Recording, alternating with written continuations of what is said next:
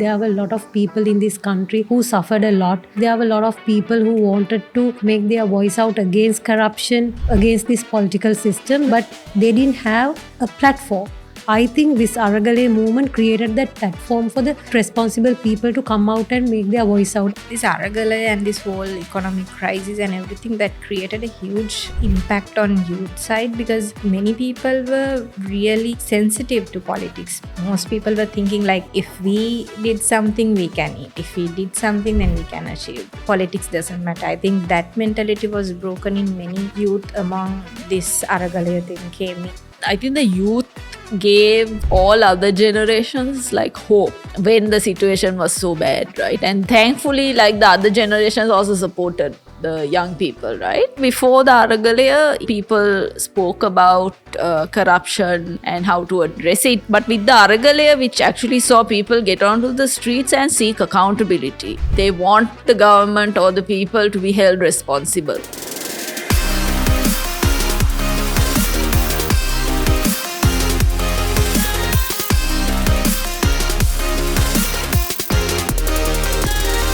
Hi everyone, we are here with another panel discussion. So with two amazing panelists, with myself I would say. And so today we are going to discuss about what it means to be generation living in a post-Aragalaya period and how these generations collaborate and go forward. So with me I have two amazing panelists. So they are from Shine 50 awardees, I would say. Today we have Namini and Rehana joining us. So before we start everything, so give us a little introduction about yourself and what you do, and a little bit about maybe like why you are getting related to this topic as well. Yes, Namini. So I'm Namini Pandita. I run Liberal Youth Movement in Sri Lanka. So it's basically a youth-led organization focusing on promoting political literacy and inclusive politics in Sri Lanka based upon liberal political values. So that's what basically we do within our organization. I think that gives you the answer, like why am I related to this topic, like Aragalaya movement and youth participation to the movement. So I'm a little bit related to the topic, to the subject, and to the citizens' engagement of the country. Therefore, I think the topic is a little bit related to me. Definitely. Yes, Rehana. Hi, my name is Rehana Taufik. I'm an economist and also the co-founder of an organization called Arutha, which is an economic policy think tank. At Arutha, I'm also the director of civic education. So our our goal at Arutha, in addition to doing research on economic policy, is also to communicate with people about economic policies. So we have a huge civic engagement stream. And actually, Arutha, if the origins can be traced to sort of the Aragalaya and the economic crisis, we started tracking economic news and economic policy updates to sort of curate the whole what was happening. And so I think the reason I probably am suited for this panel is because a lot of the work we do centers around engaging with people about policies. And I think it, the whole political participation, civic engagement, all sort of, coalesces in the same space. So it's something I forgot to introduce myself. So I'm Pulani Ranasinghe. I'm the founder and CEO of Loons Lab. So Loons Lab is not directly related to any of these. So Loons Lab is a tech company. So we do software development services and we do a lot of software related products. So why am I here is because I would say I'm a little active in politics and like Aragalaya as well. I think that's why am I here and why am I sort of trying to speak about this topic. So let's jump into our first discussion point. So as you know, like we Sri Lankans went through a lot during past few years, starting from 2019. I think we've been through a lot of things in our lives. And I think the pinnacle was the economic crisis where like everyone had that effect, or like everyone had that effect in terms of like in terms of the necessities like the gas, water, electricity, everything. So I would like to start from there. So what do you think that economic crisis or that turning point towards Aragalaya, that whole mindset change of the people, how do you perceive that? How do you think people thought differently after Aragalaya? How do you think people stood up for the Aragalaya? I think actually it is something not just that Aragalaya created. Even way before Aragalaya, that there were a lot of people in this country who suffered a lot with what we had that time. Like there were a lot of people who wanted to make their voice out against corruption, against several constitutional amendments, and several like actions or omissions by previous governments against this political system. Like people were they wanted to make a voice, but they didn't have a platform. I think this Aragalaya movement created that platform for that responsible people to come out and make their voice out. People used to teach each other, educate each other. They were very open to learn. They were open to the other perspectives. So it was a platform for learnings and to exchange ideas, perspectives. So that itself created a very progressive platform, and it created a progressive platform as well as it contributes to a progressive nation. Actually, that Aragalaya is the reason why we are here today, right? It changed a lot of things. It changed the traditional politics that we had in our Sri Lanka, right? It created a platform for many new upcoming people to come and join, come and voice. That is one reason even my organization, Liberal Youth Movement, we formed as a result of Aragalaya, right? Not as a result of Aragalaya, but we wanted to find solutions to the root causes of crisis. Basically, like we wanted to, find solutions to the corruption. So that is what we basically do. So that is the result of the citizens' protest. So now we are witnessing the results. We had our presidential election, a new president elected in a very peaceful manner, right? I think Sri Lanka is practicing like world's oldest democracy, and we see how glamorously we are practicing it right now.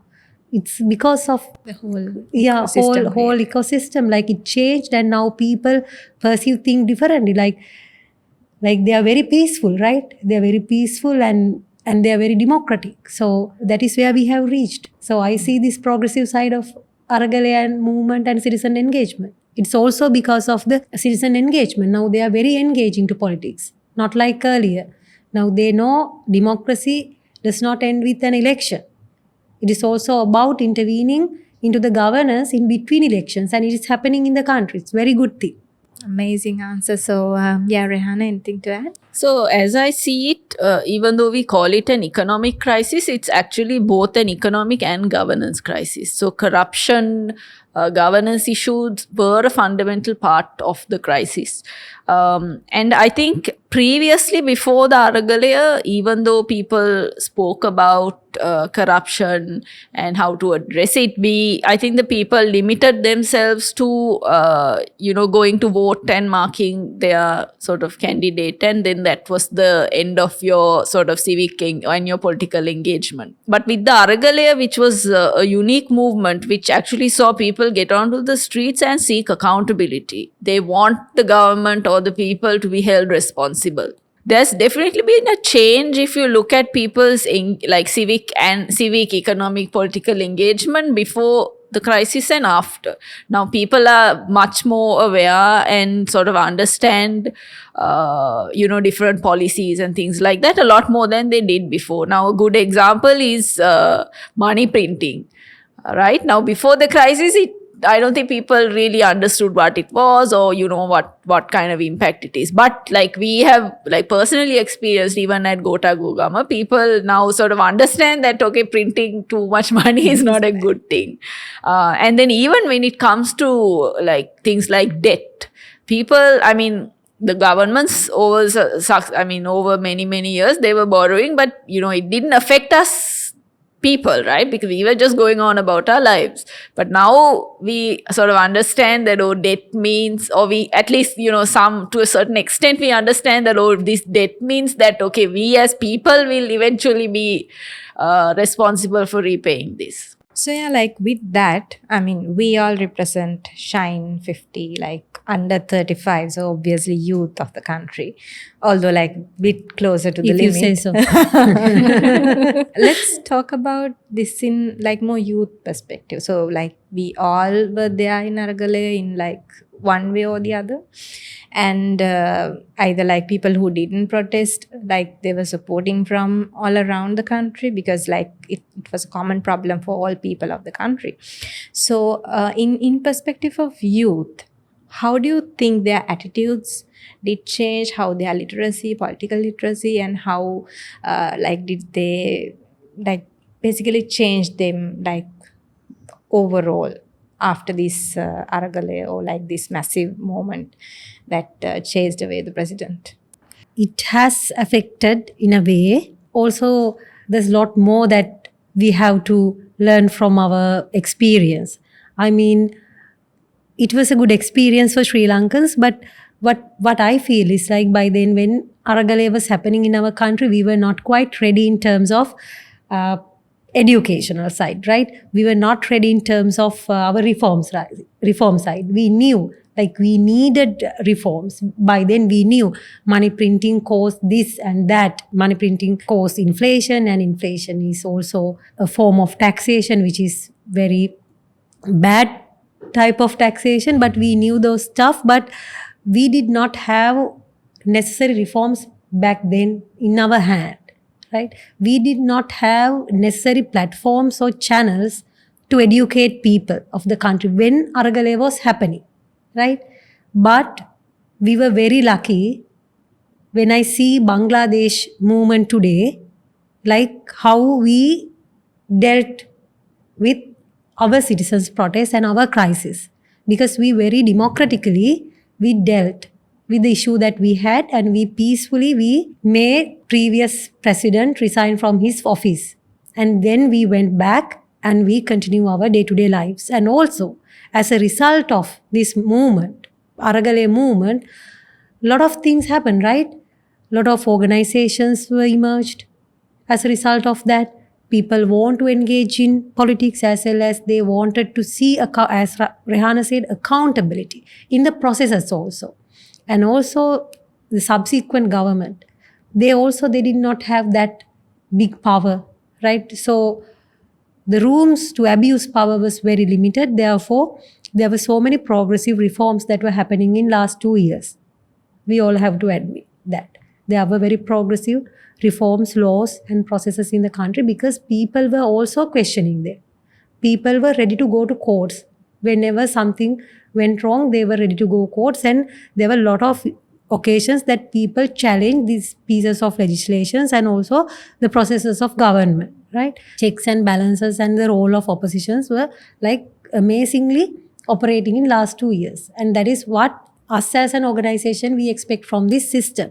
Also, that is why we also wanted to contribute, that we don't want to be a passive observer of all of this happening, like we want to contribute. Even there's a time we also went to courts questioning government's emergency regulations, right? At the very start of our organization, we were the people who filed the fundamental right petitions against emergency regulations. Then later where president removed one paragraph from the Gazette, which was very discriminative towards one sector of our society. That is the youth engagement. So as you said, we are youth of this country. So I was a lawyer earlier, but with citizens movement, I was like, I can remember even as a school student, I am always like a person, I was driven by the principles of rule of law, democracy, good governance. I always like very passionate about politics, governance and everything, but we didn't have any place to give our voice against any corruption or anything. But this created a platform, we utilized it, right? Also, it's about your choice whether to use it or not. So we used it. We chose to stay in country in this very turbulent period, and we chose to make our voice. We chose to contribute it, and we are doing it. So with me, there are a lot of people, a lot of young people around me doing this same work, not just in liberal youth movement, but I see also many other organizations or many other individuals who are very passionately working towards a better country. I see youth now, they are working in political parties, right? Like they very actively do politics, which is very good. I really appreciate that. But to do any kind of politics, to do any kind of things, I believe that you should have a proper set of values. If you don't have a set of values, what will happen is the same thing that happened in like past, right? There will be no difference from older or traditional politicians and you. So you need to have a set of values. For that, you need to have political education, and there are a lot of platforms which gives you that education. So my humble request for anyone and everyone who does politics is to be a little more open to this education. That is the learning point from whole Aragalaya movement, right? It is not a moment. It is a moment that we can cherish also, but it's a moment and it's a point in our nation's history that we all should learn. And that learning process not finished yet. It's a process that we have to take on a daily basis, on day-to-day life. So that is my reading on this Aragalaya movement.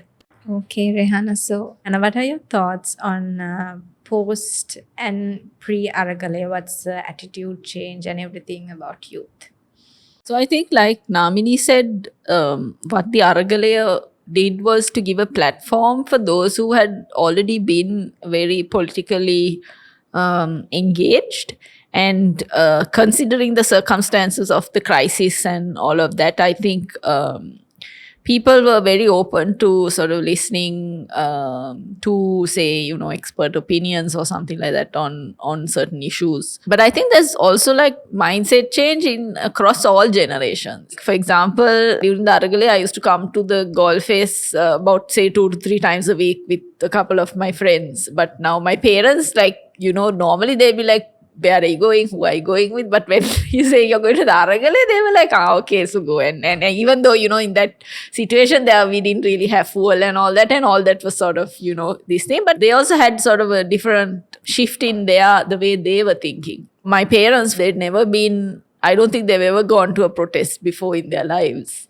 But in that July, I can't remember the specific date, but July, that massive Must protest. be July 9th, right? 9th, Yeah. I think so, where everyone from all over the country came to Colombo. They also walked from our home to, the golf face. So that commitment and that Enthusiasm towards enthusiasm to change, and they were so inspired to do that.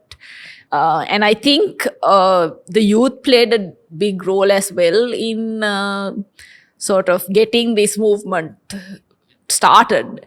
And another main contributor is the social media, which, has really sort of democratized. And also which is again led by youth. Led by youth, and it has sort of democratized the information as you mobilize the movement, organize correct, it. even organizing or talking about the issues. I think social media has been a fundamental part of it, and you can still see it in global scale as well. For instance, even the current what's going on in Gaza, you can see that social media is what's changing the narrative right now. You're looking at your phone like live footage, and you don't really have to believe these media houses what they are saying anymore, right? So social media has played a huge role in sort of driving this kind of political even civic engagement. They say like that, no? If social media were there in 1988 and 1997, 7-ish or that period, like a public perception over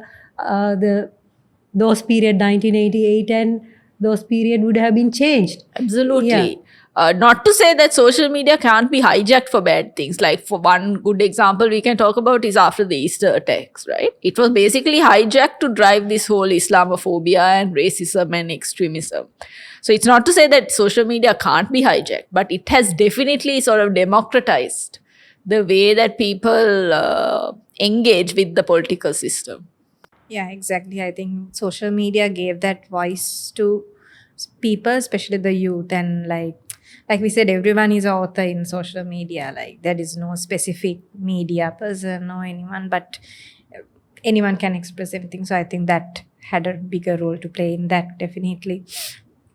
So I think in my point, like this Aragalaya and this whole economic crisis and everything, that created a huge impact on youth side, because like not many people were really sensitive to politics beforehand. Like most people were thinking like, if we did something we can eat, if we did something then we can achieve, politics doesn't matter. I think that mentality was broken in many youth among, like with this Aragalaya thing came in, and like with the economic crisis and all of it. So I believe it was a like great start for us as a country, because like we saw the election like you mentioned, like there was a big change of power. So as I feel like at the starting point was Aragalaya for everything.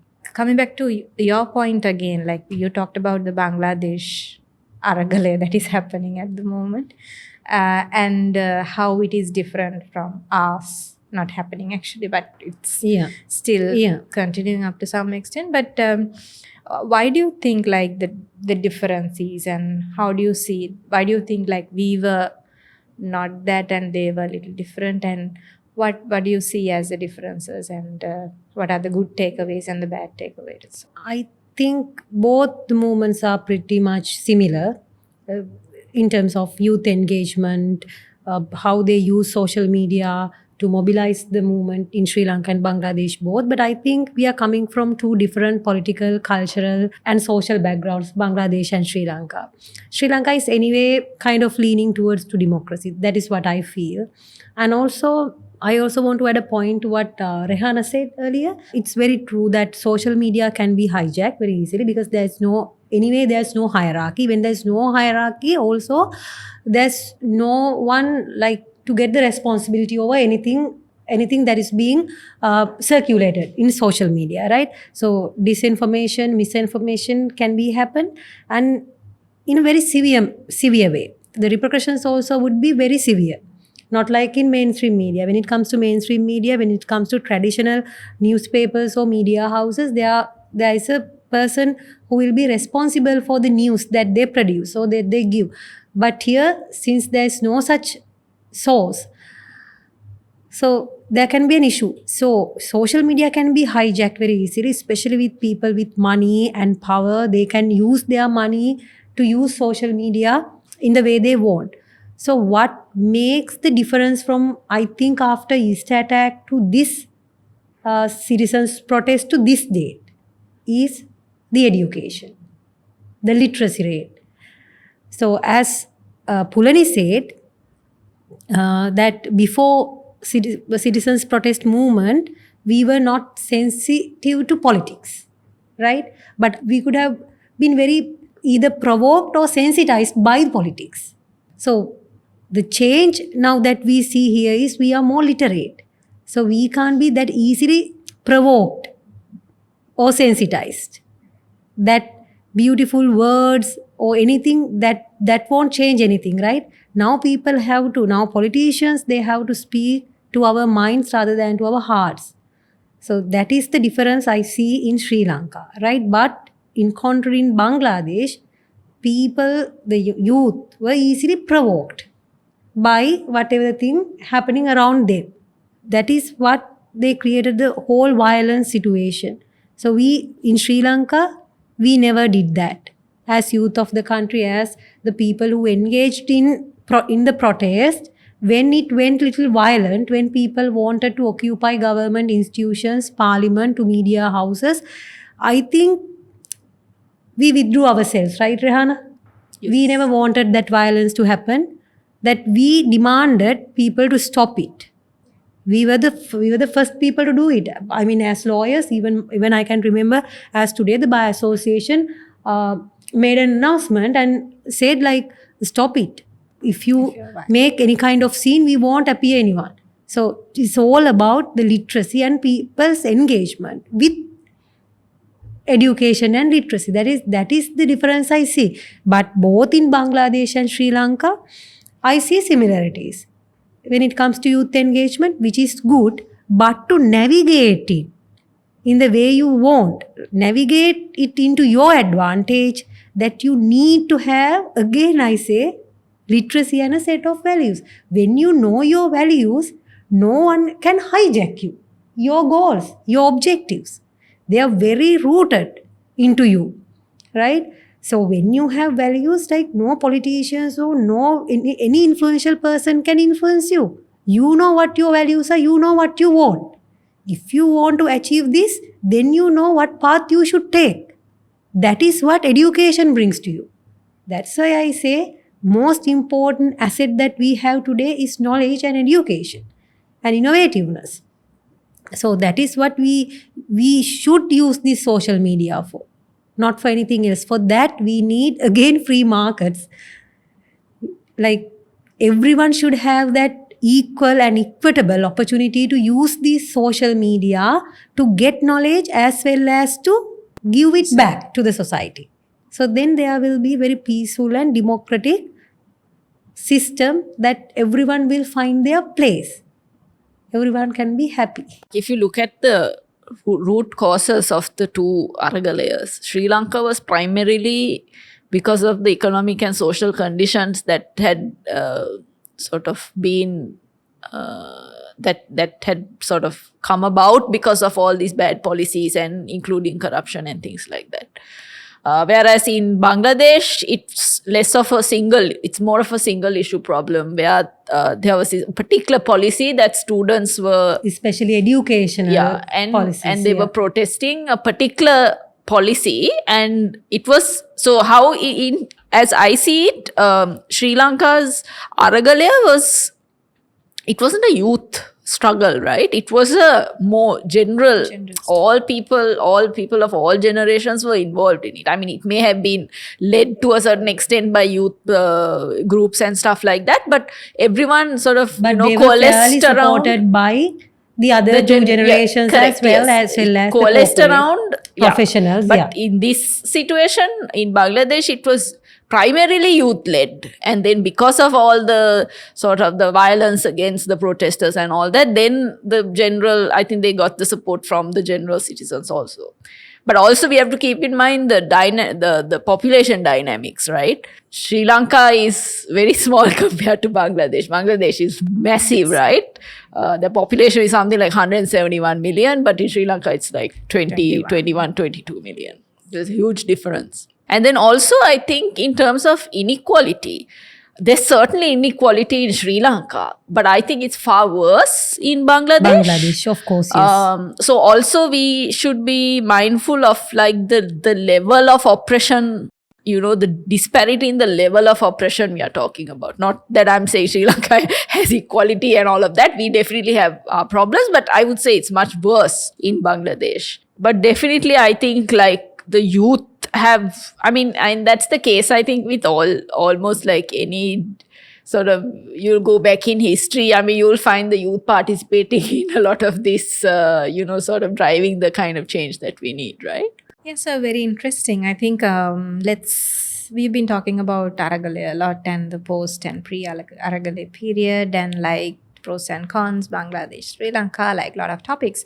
So I think the point here, we've been youth driving change in our country. So I think that's what all youth and I think everyone wants. We need change. We need new policies. We need development. So I think that's where the youth voice also come in. So turning towards more of the youth side. So let's discuss about youth in general. So we all of us are in the millennial category probably, but we have few generations to deal with: Gen baby boomers, Gen Z, Y, and Gen Z, and now coming up with alphas.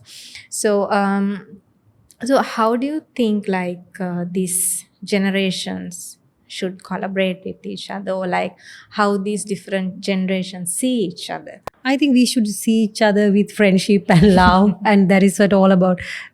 That's what humanity is all about, right? I mean, like, I don't see much difference in each other, right? But as you said, like when it comes to like other two generation, Gen Z and Alpha, they're very technologically integrated two generations because they grew up with technology. Especially now, Alpha, they're now, I think they're the most I think they should be the most intelligent, educated, and technologically integrated generation, right? Yeah, we don't know it yet, unfortunately. Yeah. So Gen Z is the generation now that we But I have think to work it might with. be going backward, right? Because now you see a lot of them wanting like flip phones where Yeah, you don't yeah, have. yeah, true, yeah. For them, I So think they it may might be be trying to going back to like how yeah, we sort of grew yeah. up. Might be they will reverse it or Yes. something. Yeah. So actually, Gen Z is the generation that we have to get a lot of deal time to with, deal with, work with, and to yeah. So Gen Z, I think they're very talented, very innovative, very intelligent, and also when it comes to finances, their financial literacy is, I think, better than us because they're very independent. They know the technology, right? They know how to deal with technology. They know they're pretty much very intelligent and very educated, but also they also have, as a generation, negative side with this technology because they grew up with this technology. So now it can be little difficult for them to navigate their lives without technology. How our lives can be without technology, right? So there is a life away from technology. We used to have a life like that. So I think for a human being, having that knowledge also is very important, right? To have a less stressful life, it is very important. I think this generational gap largely based on this technology. So how we see each other, so how we interact with each other. Maybe the reason we don't understand Gen Z or generations below that, maybe the reason we don't understand the technology. Generation older to us, sometimes they say our younger generations are too bad.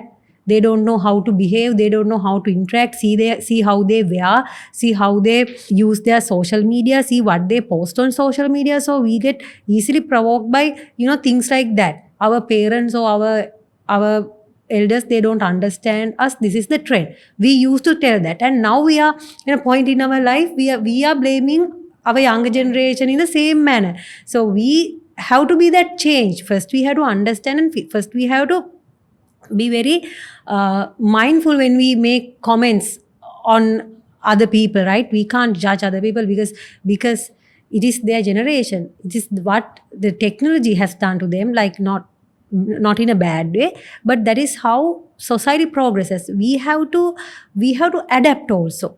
We have to try to understand. We have to be understanding. So it is something that we have to be very empathetic towards two generations. Also, it's easy for us to say that our older generation is like little dumb. They don't understand this. We have to do their all the social media stuff. When it comes to your home, you have to set your password. So your parents, you have to keep them remember, like, this is your password, this and that, and you have to help your parents with getting a picture from their smartphone. I think you have to be very empathetic towards your parents, to your elders. Also, you have to be empathetic towards your younger generation who are very technological Advanced than us. inclined and advanced. Maybe their life can be also a little harder with that, right? With that, their lives can be a little stressful. They have that side of like navigating their lives through turbulent periods. So you have to be empathetic towards them. You have to be supportive since you are much older and wiser than them. So I think it's all about being a human and being empathetic. So without connections with these two generations, there will be no hope for your life as well. I think the youth gave all other generations like hope when the situation was so bad, right? And they sort of championed and led this whole movement of people. And thankfully, like, the other generations also supported the young people, right? But I think, like, especially now after this whole presidential elections and the change that people have voted for, I think if you talk to the slightly older generations, they feel like this is our last chance like, if this doesn't work, then there's nothing more I can do about it. Like, there's no change from here on, right? I don't know whether that's what like young people are also feeling, but I think like, the young people have to keep at it. Like, it Young may people be have to be optimistic, right? optimistic. I mean, maybe we it may be naive to expect like radical change or anything like that, but the importance is that you keep pushing in the right direction. So I think the young people have a huge role to play, and they have to be supported by their parents' generations or older generations, and even, I mean, they have to support the future generations as well, right? And also, like, if you look at the crisis and how it has impacted across generations during like the power cuts and all of that, to a certain extent, all of us suffered similarly, right? But if you look at in terms of the future, the impact now, say, for example, a lot of young people are migrating because they don't see a future for them here. Or, they can't, they find it difficult to earn sufficient amount, or they find it like they don't think it's feasible for them to, have children and raise them in Sri Lanka because they don't see a future for their own children. So they have been, I think, disproportionately impacted than the older generations. Now, even if we take like the reforms, for example, the tax reforms, like when you are a younger person, these reforms are going to impact you for a lot longer period than if you are sort of older person and you're like close to retiring and all that, right? Because you are going to retire. But now I have this whole 30, 40 years of work where I have to pay my You have to taxes, deal with the law. Yes. So there has been the impact is disproportionately more on the young people. So I think it's important for the young people to sort of keep And pushing. also that is one good reason that young people should be given opportunities in lawmaking. Absolutely, Yeah, because they are the ones they are the ones affected, who are going to right? Yeah. affected, right? Yeah. Yeah, so I think very insightful, I would say, like very new ideas and like everything is coming up. So so like we talked about these generations, how we are going to better communicate and collaborate between generations, because the main question I asked is like, because we have that perception, oh, like when it comes to a Gen Z, oh, it's very hard to work. Like we generally have that perception. I mean, like probably they might have it towards us as well. Yeah, of course. Because Of course. yeah, because it's two generations, two thinking patterns and everything. So let's talk a little bit about the challenges that we have faced, like when it comes to like dealing with these generations, when it comes to working or like collaborating on different instances with these generations, and how can we sort of minimize those challenges and how can we understand each other. I think you touched upon some of the points specifically about how we can mitigate that gap between especially, let's take millennials and Gen Zs, because that's Yeah. straightforward. That's where we are coming from, right? Exactly. We as millennials and Gen Z, we don't want anyone here. But right. Talking about anyone from Gen Z. Yeah. Challenges. Maybe I think that thing with technology, right? They are too into technology. They're too into their phones, computers. So now, for an example, I'm also like in my phone like all day, but that's because of my work, and that is how I do my work. That is 100% work related stuff. So when this debate comes, like with them, like I ask, what's the purpose of your using it for like more than 5-6 hours a day? If it is not for your work, if you are not benefited by the work you do in your social media, it's not worth enough to give your time like 5-6 hours of your day. That can be one challenge. This, technology and devices, and they're not very friendly with physical interactions, cyberspace and virtual interaction, but not into these physical interactions. Because I think we are the last generation who write stuff in notebooks, Rehana. Even I want to do that, even though I don't have a book right now. But whenever I go to a meeting or whenever I'm planning things for next month, I need a book and I will write it down. I need that physical interaction, physical way of doing that. And we are the last generation. But nowadays, when we want to meet someone, what's their first thing is, can we arrange a Zoom meeting or virtual call or online one? But to this date, I'm really uncomfortable to have my first call offers meet up in that Zoom or virtual platform, because we believe in these physical interactions. Actually, I believe these physical interactions will bring something to the table after our meetup, when we see each other, when we have this very intimate conversation, sitting like this, having a coffee.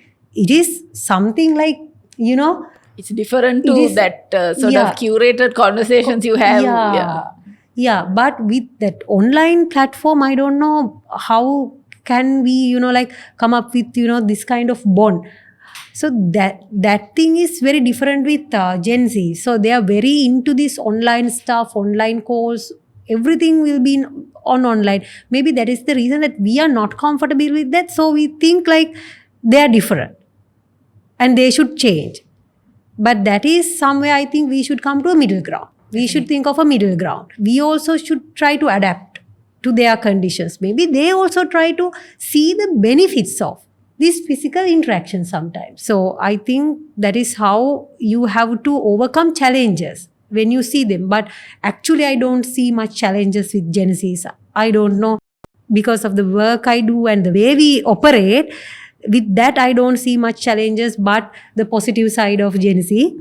But I know there can be challenges, because I have heard a lot from our friends who run companies, who run their own stuff. They face things with Gen Zs in a little tough way.